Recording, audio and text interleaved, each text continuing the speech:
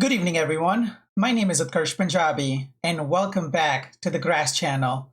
Together, we make grass greater than chess. Okay, so in our last video, we covered the game 1 matchup between Magnus Carlsen and Jeffery Xiong.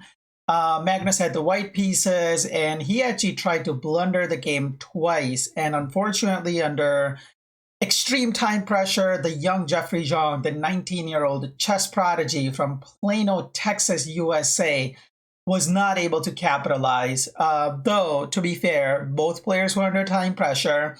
And the first mistake that Magnus made was, I believe, Queen to B7, and the right continuation for Jeffery should have been Bishop to D5. And then the second mistake that Magnus made was, I believe, pushing the G4, G5 pawn. And again, unfortunately, it ended up being a loss. But like I've already quote-unquote predicted, this is very much going to be the Magnus Carlsen revenge tour in this clutch chess tournament. So let's go ahead and check out the second game that was played yesterday. And the only difference between game 1 and game 2 is it is the young Jeffery who has the white pieces this time, and he's down 1-0 or 0-1, I suppose. So let's see how the game continues. Let's see how the game was played out. So Jeffery goes for d4, the queen's pawn opening. We have d5 from Magnus, c4, the queen's gambit is on the board, and e6, queen's gambit declined. You have knight to c3, bishop to b4, pinning the knight, and knight to f3. And surprisingly, Magnus goes for knight to e7. Now, there are probably close to 10,000 plus games in the database, if not probably hundreds of thousands of games where the same exact position had been reached in the previous move, and in the 99% of the games, the continuation is in knight to f6. So okay, Magnus, the world champion, goes for knight to e7.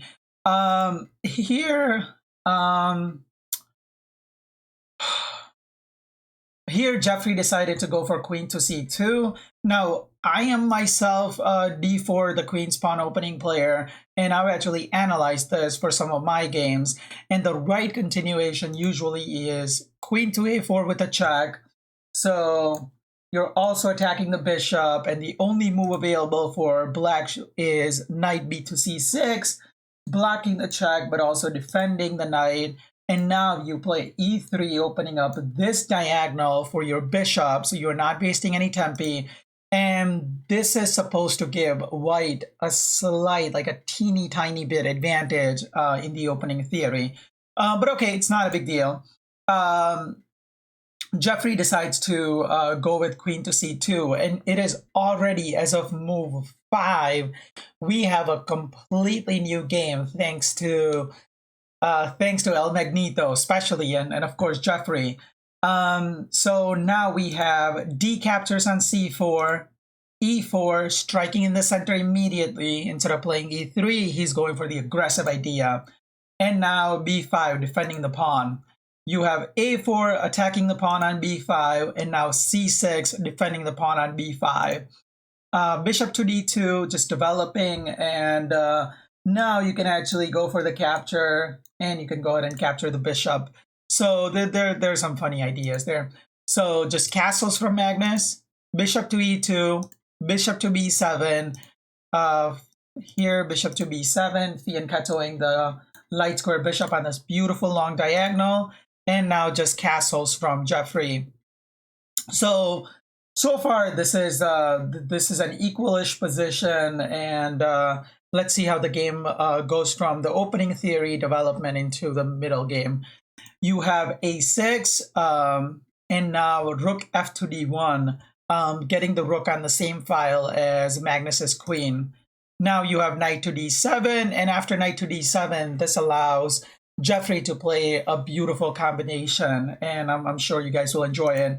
So you get knight captures on b5, but now you have bishop captures on d2, knight to d6, attacking the bishop, and of course you can capture your bishop either way, doesn't matter.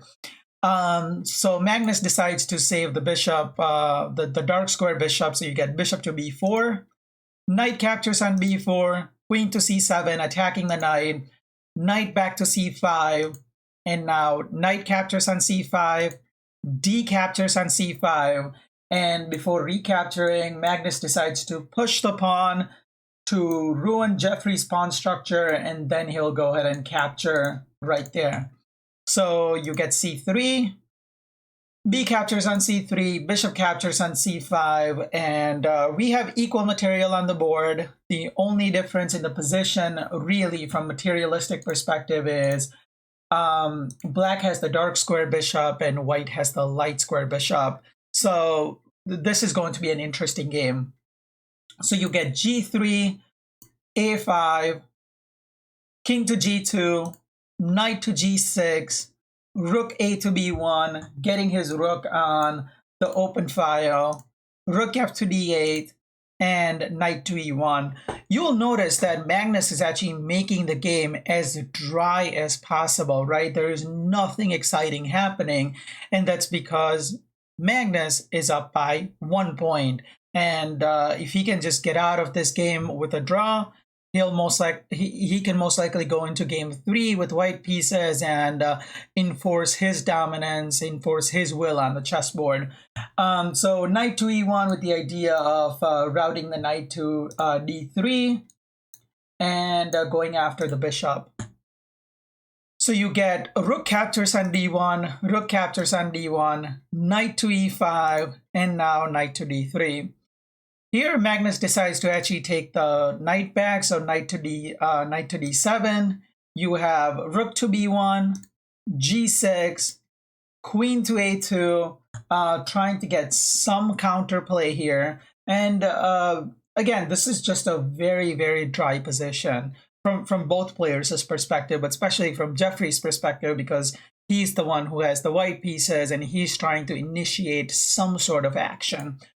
So you get bishop to e7, just taking the bishop back, queen to c4, centralizing the queen, but now knight to b6, attacking the queen. You get queen to b3 and rook to b8, getting the rook on the same file as Jeffery's queen. Here, the best continuation for Jeffery should have been just queen back to a2 or queen to c2, because the basic chess principle says that you don't want to run into any funny ideas, any funny business, even though there really aren't any. Just basic chess principle, I suppose. So the game continues with bishop to f3, tries to open up this diagonal for his light square bishop, as right now you are aiming at nothing but air sitting on e2. So Magnus pushes the c pawn, so you get c5. Finally, queen to c2, because you don't want c4 coming with any fork. And now just c4. Still, you get c4 attacking the knight. You get knight to b2, queen comes to c6, so finally improving the position for Magnus. And knight to d1. You get knight to d7, rerouting the knight. e5, opening up the diagonal, attacking the queen, and now queen to c5. Here we see a rook trade, so rook captures on b8 with a check, knight captures on b8, and now knight to e3, getting the knight on a better square. Knight back to d7, queen to e4, and now knight captures on e5. So while black is trying to go for the e5 pawn, white is trying to go for the c4 pawn. So you have bishop to e2. After bishop to e2, we're already on move 36. Both Magnus and Jeffery are down to exactly 39 seconds. So even though the engine, of course, says that, hey, this is a dead drawn position, this is a very, very dry game. But again, the game is played between two humans, not two supercomputers. So let's see how both Magnus and Jeffery use their 39 seconds plus, of course, 5-second increments after each move. So you get f5, and this is just absolute classic Magnus Carlsen. Of course, he knows that anytime you're down on the clock, your opponent is down on the clock as well. It is much easier psychologically to attack than to defend. So Magnus just goes for his pawn storm now. Okay, so you get queen to a8 with a check, king to f7, queen to a6, still going after the c4 pawn, and now queen c6 with a check. When Magnus played queen c6 with a check, he actually had 12 seconds left on the clock compared to Jeffery's 32 seconds.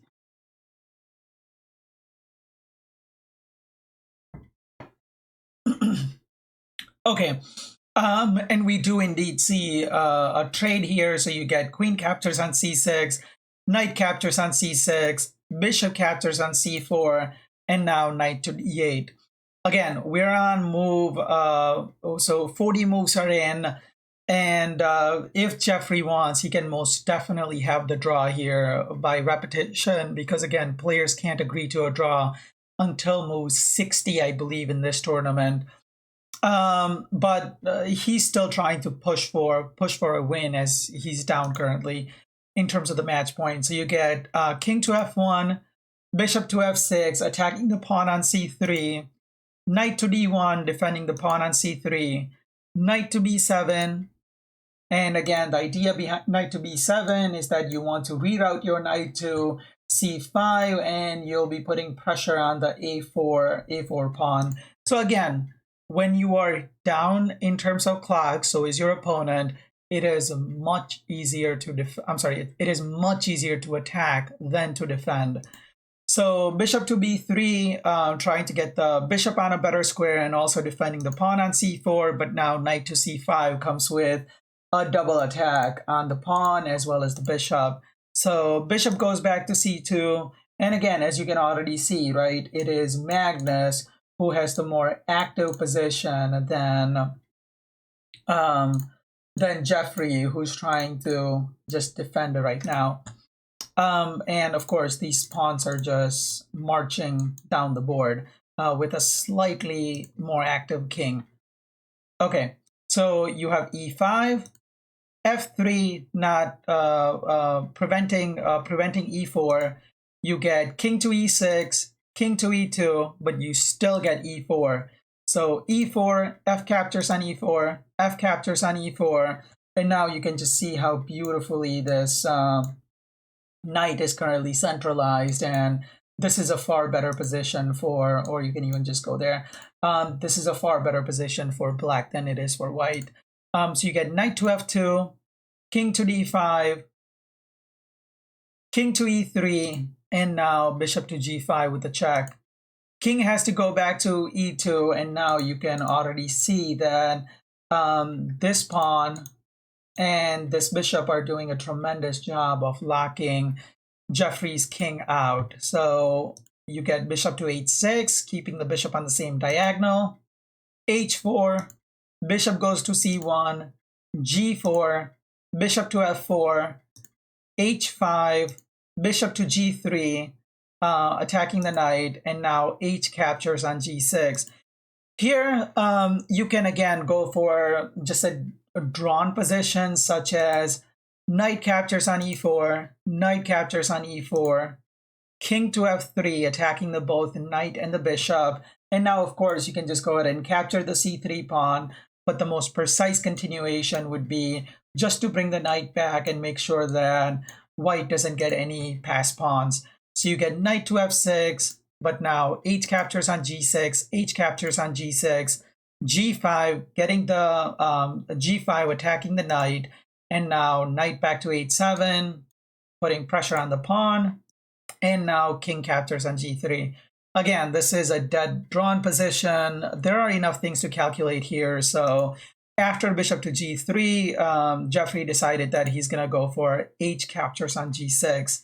So with h captures on g6, you get h captures on g6, knight captures on e4, knight captures on e4, c4 with a check as your pawn was attacked, and now king to d4. And this is where you are genuinely seeing the tremendous advantage in some positions of knights compared to bishop. You can't attack this pawn. If black gets to play g5, you won't be able to attack that pawn either. So this bishop is essentially completely useless. especially if you're trying to win this position, which is just impossible. So okay, after king to d4, you get king to f3. The best, I mean, yeah, he's going after the bishop, so whatever. You get knight to d2 with a check, king captures on g3, g5, making sure that the pawn is on a dark square, and now c5. You get king captures on c5 and king to f2. After king to f2, you have king to d4. And here, honestly, the best continuation, which is again the best continuation, by best continuation, I mean the best way you can grab a draw, because there are literally no chances for you to win, given that you're playing against a knight that can hop to multiple squares, a dark or light or dark, but your bishop is actually light squared. So the only job that the bishop has is making sure that black doesn't get any active advantage by taking your a4 or g4 pawn. So the best continuation for young Jeffery should have been just to play bishop to g6 and guard these two pawns respectively from these squares, right? But instead, after king to d4, he goes for king to e2. He tries to go and attack the knight. You get knight to e4, and now king to f3. Again, you want to try to get your bishop on the opposite side so you can flicker your bishop back and forth between defending a4 pawn or g4 pawn. And I'm sure Magnus would have agreed to a draw. But now you get knight to c5, attacking the pawn on c4, king to e2, and now your king just isn't fast enough. You get king to c3, attacking the bishop, bishop to d1. Now king just goes to b4, and this is essentially GG. So you get king to e3, knight captures on a4, king to d4, knight to c5, bishop to c2. But now knight to b3 with a check, king to e5, going after the g5 pawn, and now a4. And it is on move 67 that young Jeffery Xiong resigned the game. Why did he resign the game? Well, there is really nothing to be done.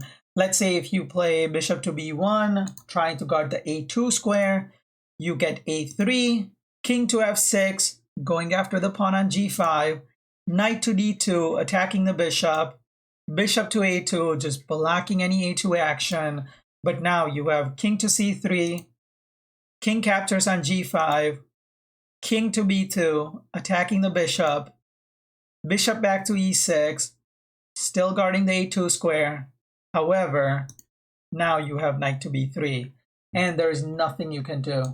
You can capture, king captures, and this is going to be a queen, and your pawn isn't fast enough.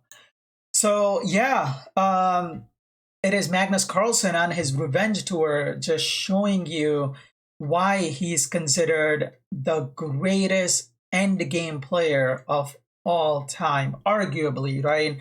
You can argue for Jose Raul Capablanca, you can argue for Anatoly Karpov, and you can most certainly argue for Magnus Carlsen as well. So yeah, I mean, Magnus Carlsen, I mean, this is not the first time he has taken a drawn position and turned it into a win, especially when the opponent tried to push for more than he or she should have. So yeah, it is Magnus Carlsen who's up 2-0 right now. And his victim, Jeffery Xiong, has to figure out a way to do something if he wants to advance into the next stage of the tournament. So that's all for today. That's all for this video. And thank you very much. And as I always say, please do help us grow this channel and support us through your likes, subscribe, and share the video with as many people as possible. Thank you very much. Hope you have a good night. Bye-bye.